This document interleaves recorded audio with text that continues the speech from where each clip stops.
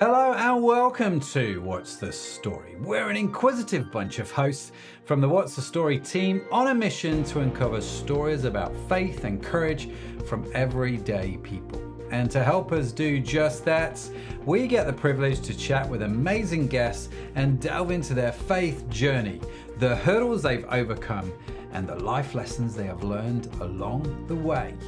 Now, if you enjoy our podcast, don't forget to subscribe and sign up for our newsletter on our website, which is whatsthestorypodcast.com. It's your direct line to the latest episodes and detailed show notes, and they all get delivered straight to your inbox. And the best part, it's absolutely free. What's the Story is brought to you by Crowd Church. We understand that stepping into a traditional church might not be everybody's cup of tea. And that's where Crowd Church steps in, providing a digital sanctuary, a safe space to explore the Christian faith, where you can engage in meaningful conversations rather than just simply spectating. So whether you are new to the Christian faith or are in search of a new church family, we invite you to visit us at www.crowd.church. And if you've got any questions, just drop us an email at hello@crowd.church. We're here to help and would genuinely love to connect with you. And now, without further ado, let's meet your host and our very special guest for today. Hey everyone, welcome to What's the Story podcast. I'm your host, Sadaf Beynon, and today I'm speaking with Eunice Hill, a remarkable individual whose journey through loss, missionary work, and personal growth offers an invaluable perspective on faith and forgiveness. Eunice, thank you so much for joining us today. It's truly an honor to have you on the show. Oh, Sadaf, it's my pleasure. It's wonderful to see that little girl grown. Yeah, we should probably let our listeners know that we do go back a fair few years, don't we? We do. Wonderful, yeah. Yes. So in another lifetime, Eunice, who was known as Auntie Eunice, was one of my dorm parents in our boarding school. And we'll probably get into that a bit more as the conversation goes. So should we jump in? Yes. All right. So Eunice, your early life was marked by significant loss. Can you share how losing your parents at such a young age shaped your faith?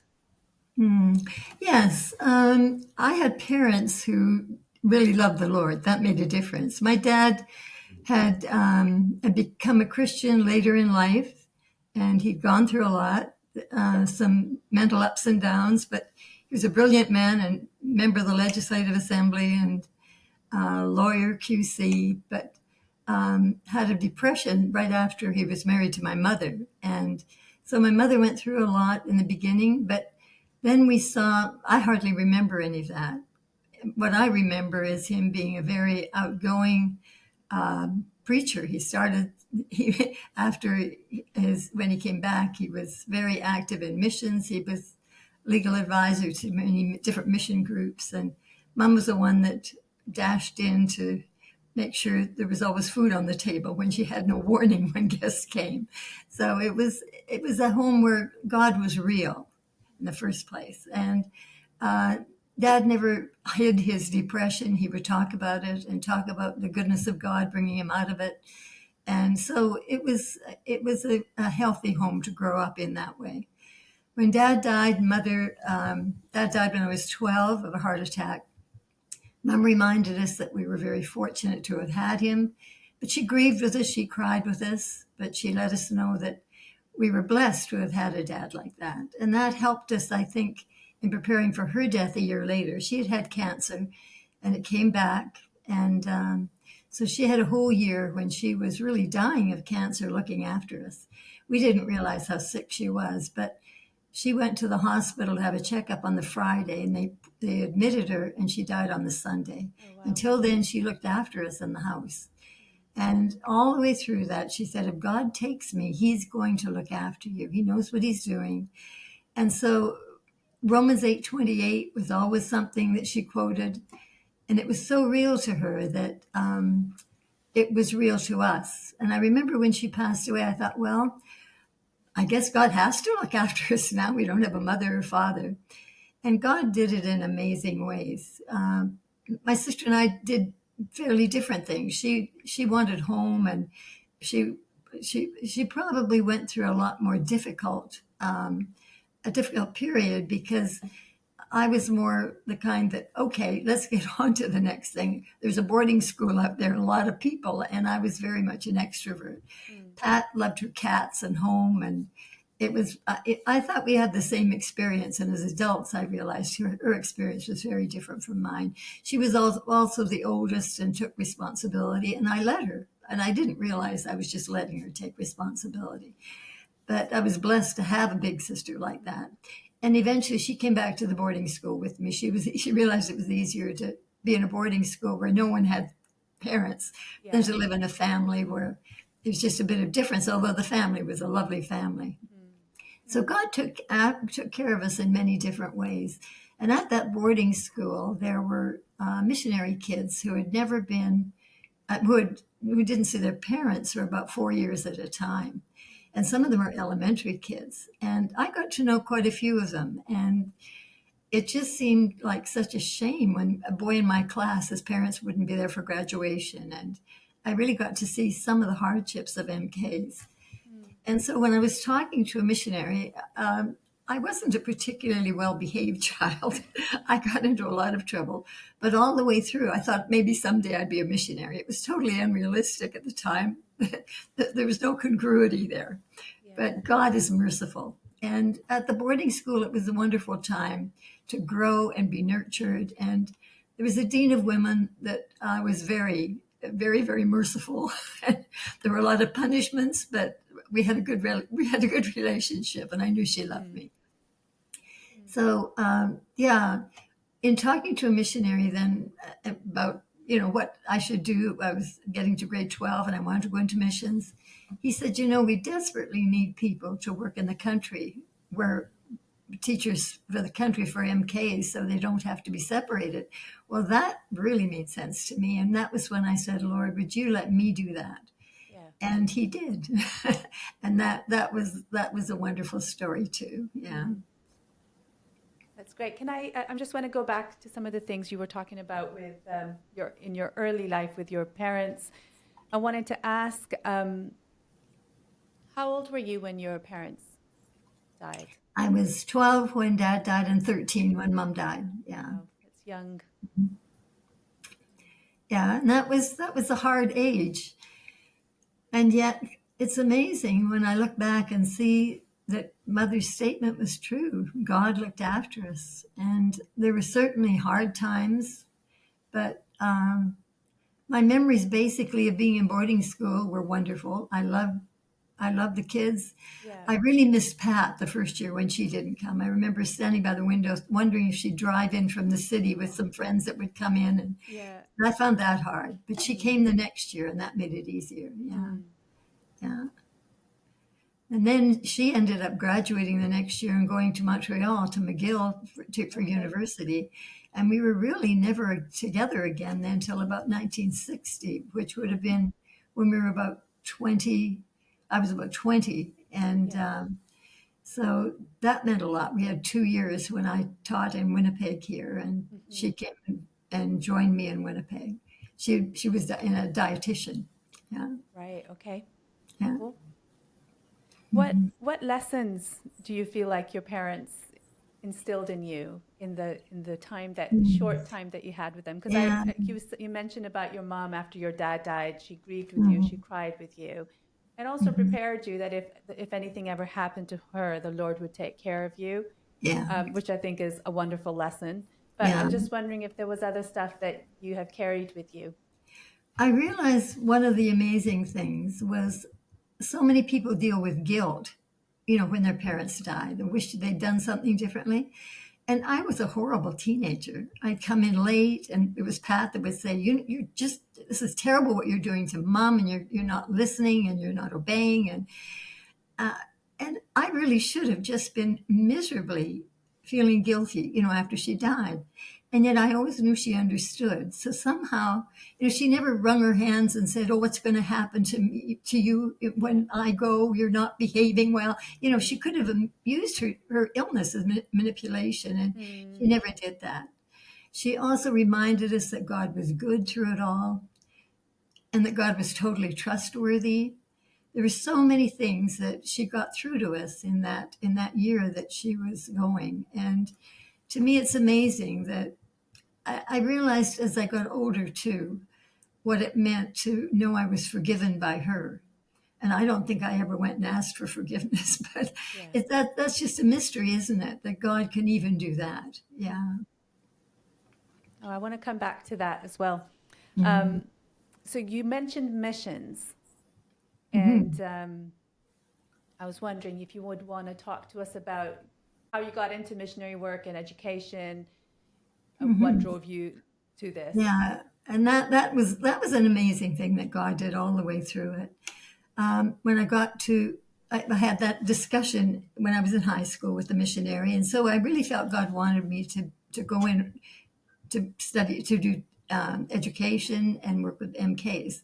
So I was always heading in that direction, but it was about 8 years after I left high school that I finally graduated from college. But God was in all of it. It was a very circuitous route. I did teachers college, and then I went to university for a year, then came to Winnipeg and taught for 2 years. But that gave me my permanent certificate in Canada. But then I knew I'd had a year of Bible school in the middle of it too. But then I thought, I need 2 more years of Bible school and 2 more years of training, education, and it just seemed interminable when I'd been teaching for 2 years, 4 more years. And I was talking to my pastor saying, this just seems so long. And I just hardly know where to start. I should finish my Bible. I should finish university. He said, "Did you ever think of going to the States and doing it in 2 years, doing it in a Christian college?" And I said, "Well, aren't they very expensive?" And he said, "Well, if God wants you there, that won't be the problem." And so I thought, okay, if I'm going to have to trust God as the missionary, I may as well find out right now. And by this time, of course, there was no more money in our estate. By the way, when Pat and I turned 21, the estate was closed for my mother, and there was, I think, $14 left in it. I mean, it's absolutely a miracle. We could have been out $14 on one trip that we took, but that kept us all the way through till we were able to be independent. But at this point, there was no money left in the estate, and I was going down to California to a very expensive college, and a bit terrified by it all, but also excited because I felt God wanted me to. And it was there that I just saw God answer one prayer after the other. I came with about $400 in my pocket. I think the year was probably at least 4,000, and now it would be much more, of course. But the Din of Women called me in early on and said, there's a lady wanting to give a scholarship to a student, and would you apply for it? And I thought, wow, God can do this. So I applied for it. And then there was a sign up on the bulletin board within months that said they needed a teacher in Pakistan at a school for missionary kids. And they'd just begun this student missionary Peace Corps program. It was the first year, and they introduced it. And I thought, well, I can't even listen to this because I'm going to have to work next summer. I won't even, it doesn't apply to me. Yeah. But when I'd had this offer scholarship and this blue air form on a bulletin board from Chuck Robb, I just thought, that's for me. There was no one else at the school that had taught before, and they wanted an experienced teacher. And I was there to teach missionary kids. So I went to the missions person, and she said, well, I said, are you really thinking of that in Pakistan? And she said, well, I must admit, we were thinking of Mexico or Alaska first for our first project, something nearer home.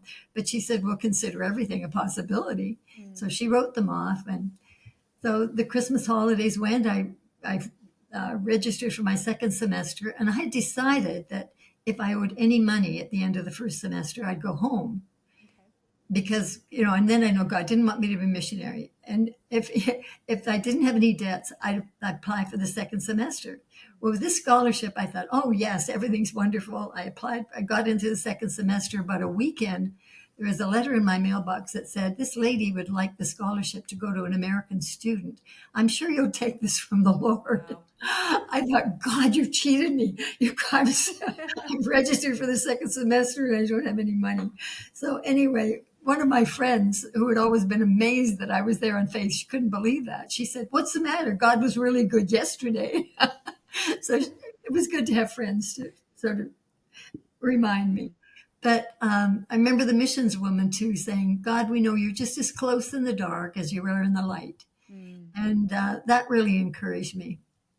But she agreed. I said, "I think we should cancel it until we know, at least postpone it until we know what's happening, because I can't go and leave the college my debts."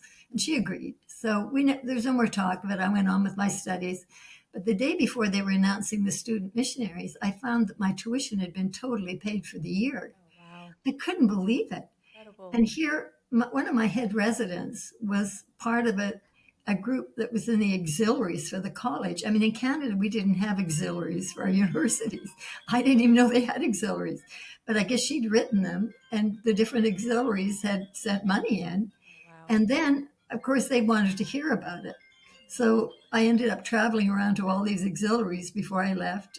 And when I came back, by then they'd asked me if I would stay a whole year and take a year's leave of absence from college. When I came back a year later, I was speaking to the same group, and a lady said, "I broke my hip the day after you spoke. And this is my first day out, but I prayed for you every day." And the Lord showed me that here he built up a whole prayer group around that. It wasn't just one cold scholarship.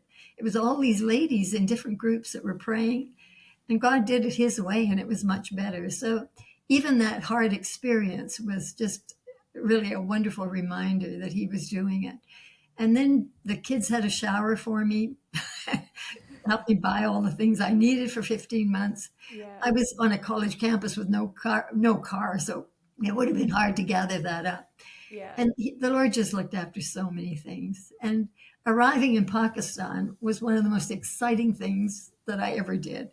I arrived in Karachi with a bunch of American Air Force guys who were heading up to the Peshawar Air Force Base. Amazing. I was coming for 15 months, and so were they. Mm-hmm. And they were just dreading it. Well, they were often married men that had to leave families, and they hated this post.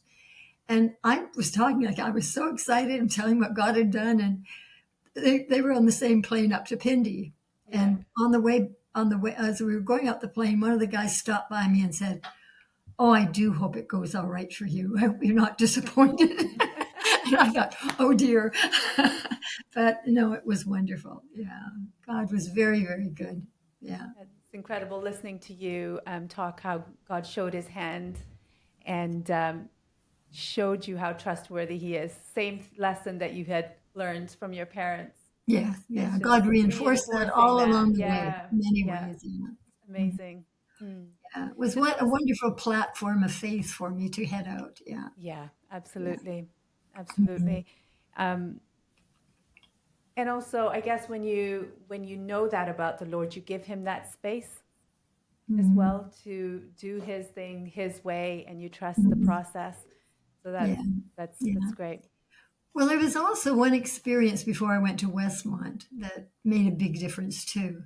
I remember that summer thinking, I'm really not missionary material. And God really brought me up face to face with him. And I really had to look at myself and realize there were so many inconsistencies. And I wasn't out witnessing to people. I wasn't a missionary. I just thought, Lord, why am I doing this? If you can't change me, then there's no sense in my going out there. I'm not going to be a missionary when I arrive there. I've got to be somebody here. I mean, I was teaching Sunday school and working in the church, but I wasn't knocking on doors in my apartment block. And so anyway, I got so discouraged. I said, God, if you don't show me something in the next week, I think I'm going to have to leave this, because I think I'm not being realistic, and I'm not going to be someone that's going to be a missionary. And someone handed me a book at church that Sunday, and I thought, maybe this is the answer. Yeah. And it was called The Saving Life of Christ by Ian Thomas. And there was a chapter in there about Moses looking at the burning bush. And he said Moses could have looked at that bush and thought, now, my, what amazing properties that it burns and it isn't consumed. But of course, God could have chosen any bush. It was God in the bush that made the difference. And that just turned a light on for me. I thought, oh, God, that's right. If it's God in the bush, you've got a bush. Yeah. And if it's any old bush that would do, you do it. And so from the beginning, I realized I had to be very, very dependent on the Lord. So I learned that dependency too going into Westmont, and recognized that God was the one that was making the difference. Yeah. That's really great. So tell us more about your time in Pakistan. Was it as good as you had as you were hoping? Anything I could have imagined. We were in an old army barracks, Sands Home, wooden structure. We had to get the kids.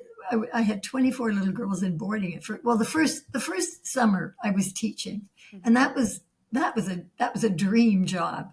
I'd had 32 second graders in Canada for 2 years, and good kids, lovely kids. It wasn't like now where there's just piles of discipline problems, but really hard teaching. And for 2 years, your first 2 years. So here I was with 18 bright kids. Now, there were a couple that were struggling, but you had time for them. And I remember doing a bulletin board my first week, and I was so proud of it. We only had tissue paper, and I stuck it up, and I had all these words with 3 letters, and they could change the short vowel to the long vowel. I had a fairy of the wand. I was so proud of myself. Walked out of the classroom. When I came back in the next day, there'd been a monsoon rain, and all the tissue paper had melted. So I realized that we were going to have to start again on some things. And then sometimes the rain would come down so hard on that tin roof that you just have to stop talking and let the kids carry on at their desks. But they were all things that you could laugh at. And it was that first year, although then when I got at the end of the summer, a lot of the children were going to back home. We should explain the calendar year that the summer was the time when the parents came up. Yes. And so the parents were there. There was no boarding. And so we had large classes, and that's why they divided the first and second grade. But when the parents went down, they took a lot of the first graders. And so they could go together again in first grade. And I kept the language arts program with the second graders. But then I had these 24 little girls. And when I moved into this Sands Home, this barn of a place with these little girls, the bats would fly in the windows. I had been there all summer just living on my own, and that wasn't the problem. But with all these kids, when the bat would come in, I'd scream, and the big tall lady in the next door with a tennis racket would come and whap the bat. So I hadn't learned to really deal with it. And then when I was putting these little girls to bed, a bat flew in, and I went, "Ugh," and I thought, if I scream, I've lost the whole group. And so I said, what does your mom do when the bat comes in? And they said, oh, she puts the light out in the hall. She puts the light on in the hall, turns the light out here, and the bat goes. So I said, okay, well, let's try it. And so none of them got upset. They were used to it. But if I'd flown and screamed, so I learned I could take a little more than I had this first summer. I have memories of flying squirrels getting in through the louvers. Yeah. Yes. Yeah. So there were a lot of experiences that were very, very different, and walking the kids to school in the daytime and walking along the mountain roads, and the view of the mountains was absolutely beautiful. And I got there before they quite clouded over for the monsoon season, and got to realize what a beautiful place I was in. And we had a bishti out back, a man that had the hot water, and I learned to go out on the balcony, and I learned Urdu. The first day, got a pani hat. And they made me ask for my own water. He brought it up. And so they had these pails of water, and the water went into a big tin tub. And I sort of thought, how do you get in and out of this, and how do you empty it? But we figured that out too. And with some very basic stuff. And the first year I shared the bathroom with the little girls, and that was very intimate. Yeah. But overall, it was a very special time. And the kids were outstanding. Yeah. I couldn't get over what lovely families they had. They came from a background where basically they knew they were loved and disciplined, and that doesn't mean they weren't unkind to each other. They were missing their parents, and there were times when they were mean to one another, and I was probably mean to them and had to ask forgiveness. there was a lot of that kind of thing, but I learned more about that later on, how to that acceptance and how important it was to accept everyone, those little ones, and who they were, and not try to change them all. Were there any challenges that you faced, particularly as a house mother? Oh, as I went back, and then there's 40 years of it, yes, many challenges. And some were between staff, because if the staff member down the hall put their kids to bed just a bit later than your kids, then of course my kids thought that was very unfair. And the house parent down the hall tended to change quite a bit. So every time the house parent down the hall changed, I had to change a little bit with my kids to sort of make it fair in their eyes. And some things I had to realize life isn't fair. But yeah, and I did have to learn to ask for forgiveness. And I remember one time when we had an administrator that he was a good man, but was put in the wrong place. Sometimes people would put people up in boarding because they thought they would fit there better, and it wasn't the right job for them. And I was struggling, and we had younger staff members that were struggling. And of course, I was trying to be very good and say, we have to realize their authority and try to work out, and trying to help this young couple see that, some things would be okay. But he was a bit flat-footed when it came to discipline. And so he'd pick up a kid and spank him, one of our kids. And of course, this young couple was just irate with this, that he would do that. And anyway, I thought I was being the peacemaker and being very good about it, but I found him very difficult too, and I wasn't hardly admitting it to myself. But I was a secretary in the boarding staff meetings and sort of rolling my eyes when things didn't go right. And anyway, we had a couple come visit, and they were having communion with us, probably member care couple. I didn't realize they were just from some mission, but they pointed out, they said, we've heard there's a lot of sickness right now, and the Bible does say that for this reason, many are sick amongst you, if you're not working through things as a group. And we'll take time before communion for you to apologize to someone, get things right with people. Well, this man was sitting right next to me, and I knew what I had to say. So anyway, I turned to him and asked him for forgiveness. And it was the next day his wife came to me and said, "Oh, Eunice, that's such an answer to prayer." She had realized what my attitude, I hadn't realized that my attitude was showing, and it was affecting all this. And I thought I was being so good about helping everybody do the right thing, look right. And it wasn't good. Yeah, no, I was not one that was helping in that situation. I had to learn with administration. I realized when you look at personality profiles, my personality profile is a hard time with administration. You have high expectations of them. And I realized I wasn't easy on my administrators, although I think most of them, we got along very well. Yeah. Yeah. You've touched on forgiveness a couple times, and I'd really like to dig into this. I know forgiveness is not something that comes easily to many of us. Plus, there are, I believe, misconceptions about it as well. So I was wondering, how would you say that the Bible defines forgiveness?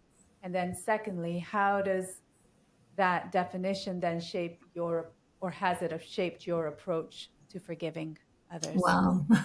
Sorry, I guess the biggest thing the Bible says about forgiveness is that we are forgiven. And when we think of what it took the Lord Jesus to provide that forgiveness, it's such an amazing thing. And I've heard people say, we could have thought of a lot of things as human beings, but we could never probably have thought of forgiveness without Jesus. And I think it's only as we realize ourselves that we're deeply forgiven that we can see how important it is to have that whole concept work through all of our relationships. Asking for forgiveness and being for accepting other people's forgiveness. Yeah. But I think probably one of the biggest lessons that I've had came in the last few weeks, strangely enough.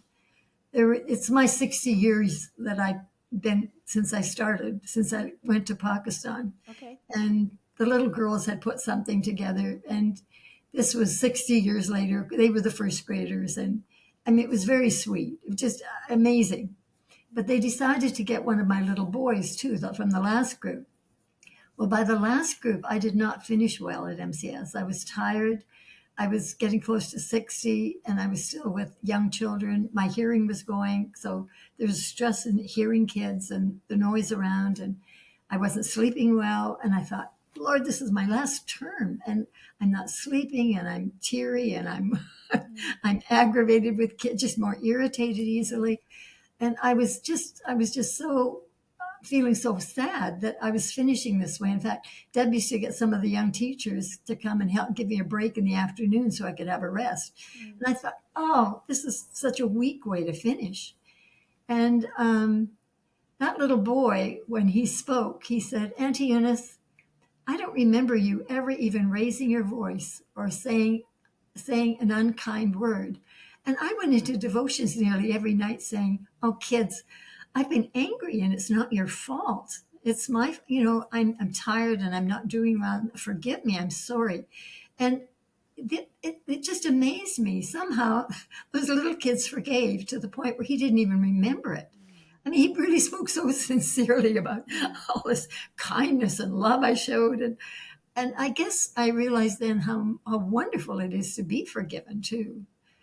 And then with our kids, I realized as we got, as I it was almost as I left, I wished I'd seen this when I was there. But after I left boarding, I thought, there were those little ones that came in at night and they're comforted.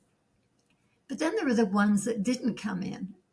And I just took for granted, well, you have a child on your lap, you don't go around then visiting all the beds until you get them back to bed again. I thought, I wonder about the ones that never came in. And I had just taken for granted they're fine. And then I was thinking, as I looked back on it, I thought, I wonder if they felt safe enough to come in. What a horrible thing. I wonder if they left the department thinking they weren't as important as the ones that came in. And therefore, maybe God didn't love them as much. I mean, there's horrible things that can spin off of these things. So that's when I realized visiting kids, how important, when Deb and I started visiting kids, looking back on our time in boarding, we tried to find out how their memories were. And sometimes we asked forgiveness for the school. Sometimes we asked forgiveness for ourselves, things that we just were unconscious. We were just not aware of. And there's probably children that shouldn't have been in boarding, but we weren't aware of that. We realize now that there's certain things that in a family that can cause it very, very hard, cause it to be very hard for separations. If a mom, for instance, has had a separation herself, like often our kids, if they came back, could hardly put their own kids in boarding. And they're just things that we weren't aware of. And when they were starting the school, they had to have every mission on board. So some of these parents would have taken their kids up, but they thought, if we don't keep kids in here, the school won't last, and we'll have this bigger problem of just every few years seeing our kids. So, and I realized some of these little kids had to stay in for that reason too. It was sort of a board decision. And as they got more secure and the school was running well, we felt more free to say, keep your child at home. And I think the parents felt freer too. And there was help in homeschooling. But in the beginning, those first few years, it was really hard for some of those little ones. And it was hard to know what to do. And we probably made a lot of mistakes. Yeah. It's clear from listening to you talk that your understanding of God's forgiveness towards you has influenced your own willingness to then forgive others. But forgiveness often comes at a cost, doesn't it? Yeah. So has there been any instances where forgiving someone was particularly challenging for you? Well, asking for forgiveness, my pride was a huge thing. Yes, that's Um, another side of it, isn't it? I think, and it's easy to say I forgive you, and then it comes back up, and then you think, well, have I really forgiven? And sometimes I think we really want to forgive, but it's hard to forget. You can't forget. You can't forget everything. God can help you not dwell on it, and I think that's a big part of learning to forgive. Mm. But and I think one thing we have to realize too is I remember being with a child who'd been through a horrible thing. She'd seen her mother killed. It was a tribal child that had come to one of our MK retreats, Mm. and she was adopted by missionaries then. And I was with a counselor. She was going through things with her, and she said, "You know, forgiving does not say it's okay. It's so serious that Jesus had to die for it." And I think that helped that child so much in realizing, because how could you forgive people who had killed her mother as a small child? And she was carrying this load as an older teen. And I think my biggest problem when I would find it hard to forgive was to when it came back thinking I haven't forgiven, and then having to ask God, help me put this, dwell on something else and really forgive. But I'm trying to think of ever being that hard done by. I think basically, uh, yeah, I think yeah, it is. It's very painful. And as someone has pointed out, someone has to pay the price. Mm. And of course, because Jesus paid the price is why we can forgive. Mhm. But the person then who forgives is the one who's paying the price on that level. Yeah. And that can be very hard. Yeah, because it's costly. Yeah, and um, I guess I yeah I certainly have seen people who've been through much harder things than I have, where women whose husbands have done things that were very hard. And I remember a woman saying, "It just doesn't seem fair. He was the one that did this, but I'm the one that's supposed to go through all this awful stuff and forgiveness." Mhm. And um, that's probably an area that you know more about than I know. Yeah, yeah. Because I think it's a very it's a costly thing Yeah. with children and with people that I was working with. I would be angry, but I know Debbie. I went through a thing with Debbie where there was an administrative thing that we both struggled with. And I remember she said that she had to go back and really work it through. Mm. And it took really. I remember talking about sitting by a stream and trying to keep the good stuff and put the bad stuff, and taking stones and putting the bad stuff in the stream and let it be washed away, and going through things that were really difficult. Yeah. Mm. Yeah, yeah, there is a cost to it, but I think there can also be a cost for holding on to unforgiveness as well, Yeah. right? Yeah. So Yeah. it Oh, has a a real terrible impact. cost. I mean, that root of bitterness is what all of us want to avoid at all costs. And I think was when I saw that in myself that I realized how quickly, how much I needed to ask for forgiveness. Yeah. Yeah. So what do you think would be the implications on our spiritual and emotional well-being if we were to hold on to unforgiveness? I mean, you've mentioned Yeah. bitterness, but is there Right. anything else that comes to mind? No, it's sort of death to our spiritual life, isn't it? It's a bitterness that grows up and just chokes everything. And I mean, the Lord's Prayer, forgive as we forgive others. And I think it affects our whole relationship with God. That doesn't mean God isn't merciful and that he doesn't help us with other things while we're going through this. But certainly if we hold on to it, it grows and grows and takes over.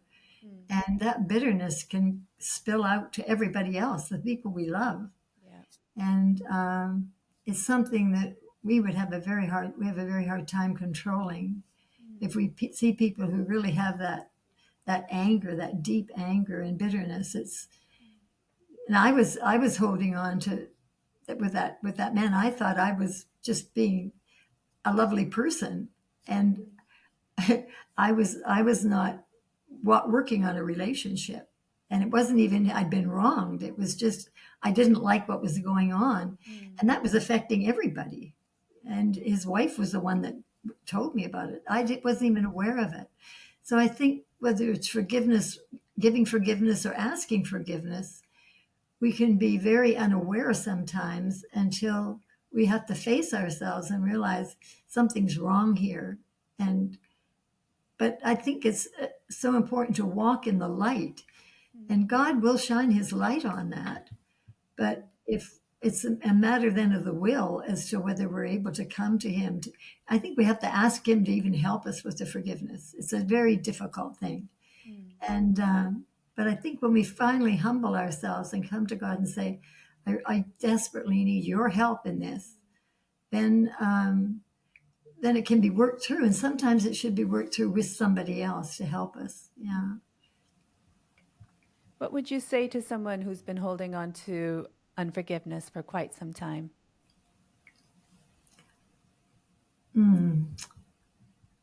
I'd say I really feel for you because their life would not be very happy. And probably they're not making people around them very, very, it turns into something that sours life and sours our view of things. As the picture of a root of bitterness, I think is such vivid picture because it's a deep root and it has to be pulled out and it's painful. But if it doesn't, the root just keeps growing and it keeps taking over, and it affects all of our relationships, especially our relationship with the Lord, but that relationship with the people that we can't forgive. Yeah, no. And I think I would say compassionately, don't let the enemy win, because, we think we have an enemy that we're angry with, but the enemy that wants us to be bitter and angry is Satan himself, and he's winning, and we're losing our life while he's winning. We're losing our relationships. We're losing our influence for God, and he's winning. And Jesus died for that. We talked about there being a cost to forgiveness. And sometimes when there is deep hurt and the need for forgiveness is there, do you differentiate between forgiveness and reconciliation? I think God talks about giving us a ministry of reconciliation, and that's because of Jesus. So I think in the eyes of God, it would be pretty hard to, the way he wants to work in our lives, and he wants us to be ministers of reconciliation. It'd be hard to do that if we think we've forgiven but not reconciled ourselves. Yeah. It's interesting. We're having a reconciliation thing in our church right now. And yeah, it's hard. Yeah. You realize the enemy does not want Christians. That's a sign that we love one another, is that we're his disciples. So if the enemy can attack that area, he's won. And so I think that is why it's so painful too. It's one of the hardest things to work in that area. Yeah. But then it's a wonderful thing if God's given us that ministry of reconciliation afterwards, because he wants others to be reconciled too. And I think that's one thing that Deb and I are able to do sometimes as we travel with kids, is ask for forgiveness, and seeing them. I think it helps with their reconciliation with God and the whole process too, if they're able to forgive. Yeah. It's not easy, but it's a rich experience, isn't it? Painful. Yes. Very, very painful. And as I say, my hurts in life have not been in this area. I lost my parents, but with my mother, I never felt that I was angry with God. I just knew that God was the one that was going to look after me.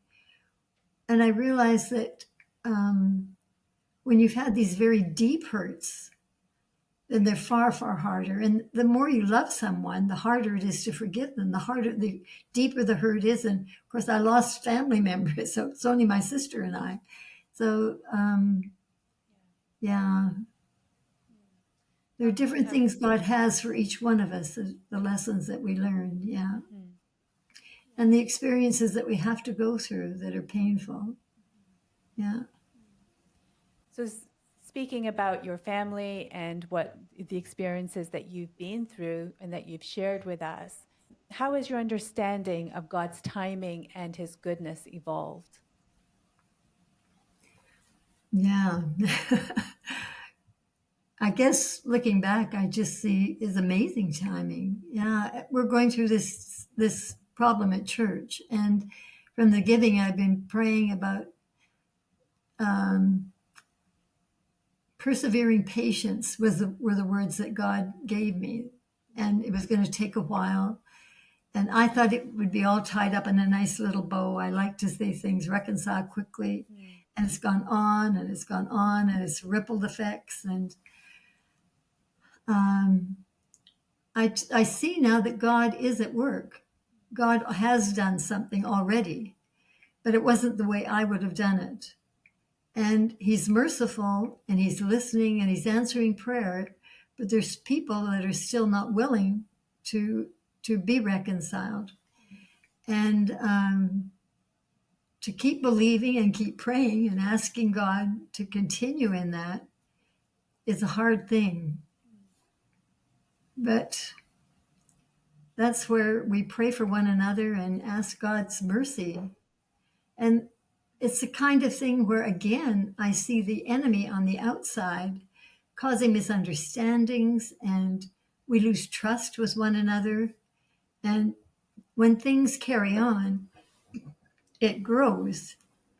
And once you've lost trust in other people who are friends, it's a very difficult thing to regain that trust and to let God work in a way that people can be genuinely reconciled to God and to one another.